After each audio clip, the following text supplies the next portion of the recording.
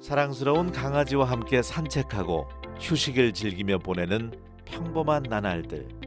하지만 평온한 일상의 행복을 흔들 수 있는 작은 변화가 숨어 있을지 모릅니다. 언제부터인가 반려견이 물을 자주 마시거나 이유 없이 체중이 줄고 있다면 이것은 몸속 균형이 깨지고 있다는 신호일 수 있는데요. 이러한 변화는 인슐린 분비 부족으로 혈당 조절이 어려워지는 당뇨병의 초기 증상일 수 있습니다.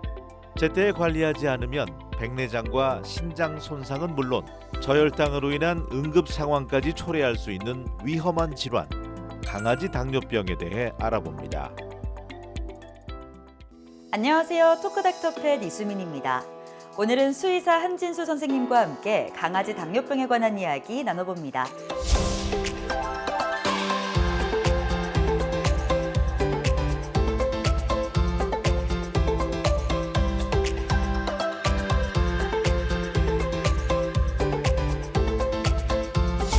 선생님 안녕하세요.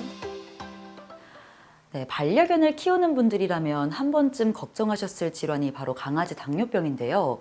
이게 얼마나 흔한 질환이고 또 그 위험성은 어느 정도인가요? 영국과 스웨덴의 20만 마리 이상의 대규모 데이터에 따르면 당뇨병에 걸리는 강아지는 전체 강아지의 약 0.34%를 차지한다고 합니다. 이는 그렇게 높지 않은 수치라고 생각하실 수 있는데요. 하지만 당뇨병은 대표적인 노령성 질환입니다. 7살 이상으로 대상을 한정 지으면 유병률이 약 1%까지 올라갑니다. 심지어 이는 동물병원에서 확진을 받은 동물만 집계된 것이므로 실제 비율은 더 높을 수 있습니다.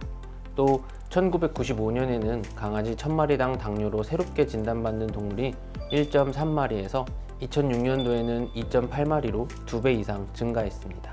이는 노령견의 증가와 비만 질환의 증가, 질병에 대한 인식 개선 등이 이유로 보입니다. 갈수록 당뇨병이 더 자주 발생하는 거네요. 네. 그렇다면 특히 더 잘 발생하는 품종이 따로 있을까요? 품종에 따라 당뇨병에 잘 걸리기도 합니다. 소형견에서는 미니어처 푸들, 시츄, 닥스훈트, 슈나우저 등이 있고 대형견에서는 스탠다드 푸들, 리트리버와 사모예드가 당뇨병이 흔한 품종으로 알려져 있습니다. 이 중에 미니어처 푸들과 시츄, 사모예드는 일반적으로 당뇨병이 8살에서 10살에 가장 흔하게 발병하는 것과 다르게 다소 어린 6살에서 8살에 발병률이 높습니다. 그러면 노령성 질환이라고 해도 품종에 따라 발병하는 시기가 다를 수 있다는 거네요. 네. 그렇다면 보호자들이 초기에 검진하는 게 가장 중요할 것 같은데 초기 신호가 따로 있을까요? 가장 중요한 초기 증상으로는 다음, 다뇨, 다식 증상입니다. 역설적으로 음식 섭취량이 느는 것에 비해 체중의 감소가 보이기도 합니다. 털과 피부의 상태가 나빠지고 근육량이 줄어드는 양상을 보이기도 합니다. 진행이 빠르거나 초기에 발견하지 못했다면 백내장 증상이 보일 수도 있습니다. 당뇨병이랑 백내장은 특별히 관계가 없을 것 같은데 어떻게 하면 당뇨병이 걸리면 백내장으로 번질 수 있는 건가요? 당뇨병성 백내장이라고 수정체가 탁하게 변하는 현상이 당뇨 때문에 더 빨리 생길 수 있습니다. 그래서 시력이 좀 저하되거나 눈이 이물감이라든지 이런 것들이 생겨서 강아지들이 좀 불편해하는 경우가 있습니다. 그럼 당뇨병을 진단받기 위해서는 필요한 검사들이 있을 텐데요. 어떤 검사들을 받아야 하나요? 당뇨병을 진단하기 위해선 문진 및 신체 검사로 최근의 다음, 다뇨, 다식 등의 증상이나 체중 감소를 확인합니다. 이후 공복혈당을 측정하고 방광 내에 소변을 채취하여 요당, 케톤체, 소변의 비중, 결정 등을 확인합니다. 이후 혈액 검사로 간 수치, 고지혈증, 신장 수치와 전해질 등을 평가하고 췌장염에 관련된 추가 혈액 검사 혹은 프록토서민이라고 하는 2에서 3주간 평균 혈당을 반영해주는 수치 등을 확인하게 됩니다. 이후 당뇨병이 의심된다면 복부 초음파나 부신, 갑상선 등 감별 진단해야 할 내분비 호르몬 질환에 대한 검사가 추천됩니다. 검사들이 여러 가지가 있네요. 그럼 치료는 바로 인슐린 주사로 시작하나요? 강아지의 경우 인슐린 자체가 부족한 1형 당뇨가 대부분이므로 진단 이후에 인슐린 주사를 통해 혈당 조절을 시작하게 됩니다.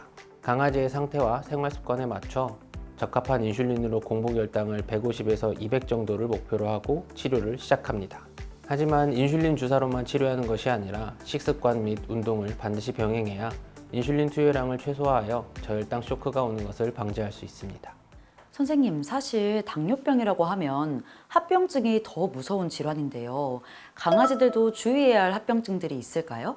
당뇨병은 완치가 되지 않는 질환일 뿐더러 고혈당증 자체로도 에너지 대사 장애, 면역력 저하 등 문제가 되는 질환입니다. 거기다가 저혈당 쇼크나 케톤산증, 췌장염과 같은 중증 급성 합병증이 언제든지 발생할 수 있습니다. 이와 더불어 백내장이나 비뇨기계 감염, 신경병증 등 만성 합병증을 볼 수 있습니다. 이번에는 실제 사연에서 솔루션을 찾아보는 시간입니다. 선생님께서는 사연을 잘 듣고 그에 맞는 진단과 처방을 내려주시면 됩니다. 토닥토닥 솔루션 시작합니다. 첫 번째 사연입니다. 안녕하세요. 저희 강아지는 7살 된 시추고 현재 당뇨병 치료 중입니다. 매일 2번 인슐린 주사를 맞추고 있는데 가끔 먹은 음식을 토하는 경우가 있습니다.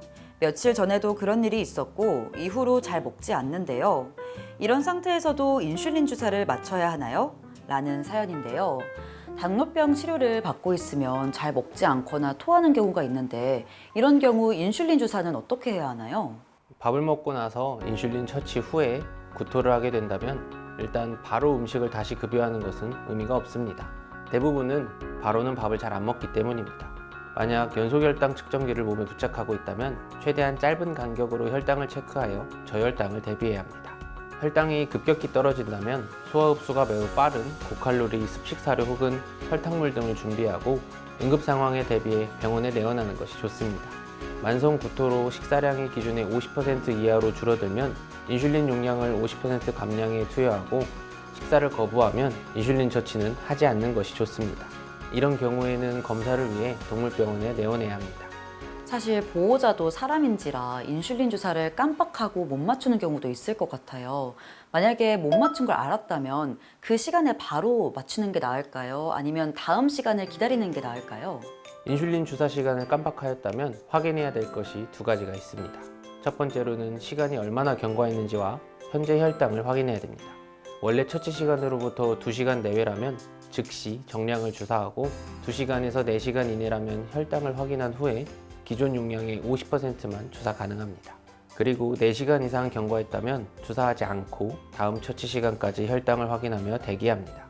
여기서 다음 처치 시간에 부족한 용량을 채우기 위해 기존 용량보다 증량해서 인슐린을 주사하는 일은 절대 해서는 안 됩니다.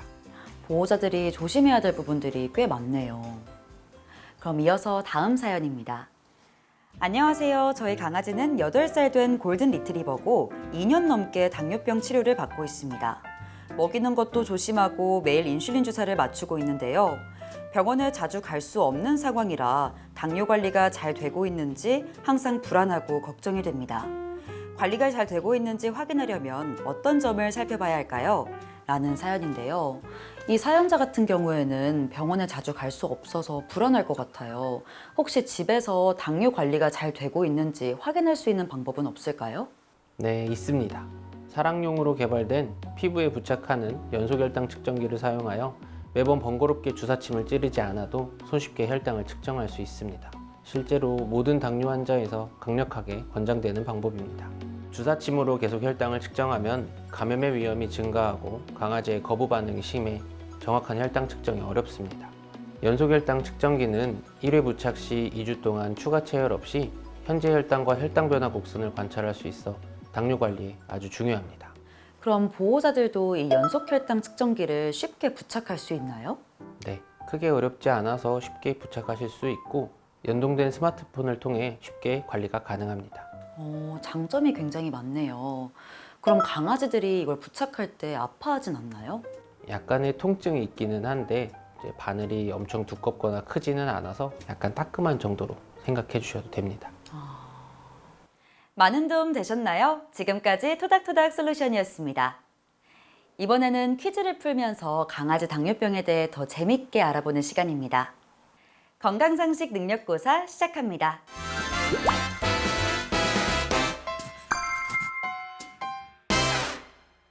선생님, 첫 번째 문제 주시죠. 첫 번째 문제입니다. 당뇨병 강아지에게 고단백 사료가 좋다. 그렇다면 O 아니면 X를 선택해 주세요.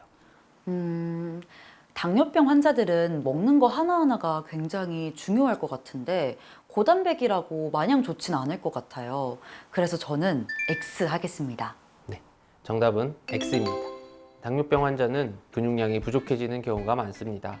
이러한 이유로 간혹 고단백 식이를 급여하는 경우가 있습니다. 하지만 당뇨병 환자는 신장 기능이 저하되는 신부전이 동반되는 경우도 많아서 신장 기능이 정상일 경우에는 단백질 제한이 필요하지 않은 정도로 관리해 주시되 신부전이 동반된 환자에서는 단백질 제한 시기도 병행하는 것이 필요합니다. 그렇다면 근육량이 부족해지니까 운동으로 관리하는 게 더 나을까요? 운동은 혈당을 조절을 하기 위해서도 꼭 필요한 처치입니다. 그럼 다음 문제 바로 주시죠. 다음 문제입니다. 사료는 적은 양으로 나눠주는 것이 좋다. 그렇다면 O 아니면 X. 정답은 무엇일까요? 혈당을 관리하기 위해서는 적게 여러 번 먹는 게 나을 것 같거든요. 그래서 저는 O 하겠습니다. 정답은 X입니다. 당뇨병 환자도 하루 권장량의 영양분을 골고루 섭취하는 것이 좋습니다. 건강한 개체에서는 조금씩 자주 나눠 먹는 식습관이 크게 문제될 것은 없지만 당뇨병 환자는 식후에 인슐린을 주사해야 합니다. 식사를 여러 번 하게 되면 인슐린 주사를 여러 번 맞아야 되고 이는 혈당 변동을 자주 일으켜 인슐린 효과를 정확하게 예측하기 어렵게 합니다. 가능하다면 식사는 하루 2회, 식후 바로 인슐린 투여, 인슐린 투여 후 30분 이상 가벼운 산책 등의 루틴을 유지해야 혈당 예측 및 인슐린 투여량 조절을 쉽게 할 수 있습니다. 시청자분들은 정답 많이 맞추셨나요? 지금까지 건강상식 능력고사였습니다.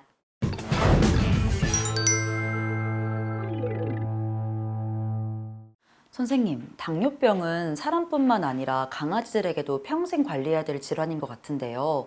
보호자들이 더 주의해야 될 점들이 있을까요? 당뇨병은 사람과 마찬가지로 노령성 질환의 진성 1형 당뇨라면 완치가 불가능합니다. 경구용 혈당 강화제도 강아지에서는 효과가 거의 없는 것으로 밝혀져서 인슐린 주사, 규칙적인 식습관 및 운동 이외에는 관리할 수 있는 방법이 없습니다. 간식도 먹을 수 있는 것이 거의 없어서 강아지와 보호자의 삶의 질이 많이 저하됩니다. 연소혈당 측정기를 적극적으로 사용하면서 정기적인 검진으로 합병증을 관리해야만 나이가 많은 반려견의 소중한 건강을 지켜줄 수 있습니다. 토크닥터펫 오늘은 한진수 선생님과 함께 강아지 당뇨병에 관한 이야기 나눠봤습니다. 저희는 다음 시간에도 반려동물을 위한 더 유익한 의학 정보로 인사드리겠습니다. 시청해주신 여러분 고맙습니다.